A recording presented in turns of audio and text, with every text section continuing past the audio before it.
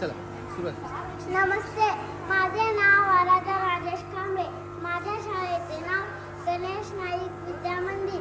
मी इयत्ता दुसरीत शिकत आहे. आवाज मोठा. सोलापुरातील 66वे लिंग श्री अहिल्याश्वर लिंग. शिवलिंगाचे चालू नाव अहिल्याश्वर लिंग हे चुकीचे असून या अत्यंत महत्त्वाचे लिंगाचे पुराणातील मूळ नाव मुद्देश लिंग हे आहे. मुदगौडा हे सिद्धरामांचे पिता होते. सोनलगी गावाची पाटलेकी त्यांच्याकडे होती. सध्या पद्मा टाकी जवळ जुने सिद्धेश्वराचे मंदिर आहे. तेथेच पाटलांचा वाडा होता. याच ठिकाणी जगद्गुरु श्री रेवण सिद्धेश्वरांच्या वर कृपेने सिद्धरामांचा जन्म झाला.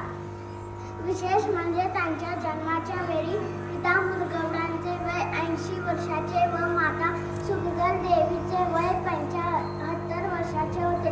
सिद्धरामच्या आधी या वृद्ध दाम्पत्यांना 5 कन्या व 2 पुत्र अशी एकूण 7 मुले होती. या मुलांचे नावे अशी: पहिली मुलगी शिवदेवी, दुसरी मुलगी सर्वमंगला, तिसरी मुलगी कांत्यानी, चौथी मुलगी सुप्रभा आणि 5वी मुलगी शिवनंदा. अशा 5 मुली व 1 ब्रह्मदेव व दुसरा सोमदेव असे 2 पुत्र मिळून एकूण 7 मुले होती. सिद्धराम 8 पुत्र होते.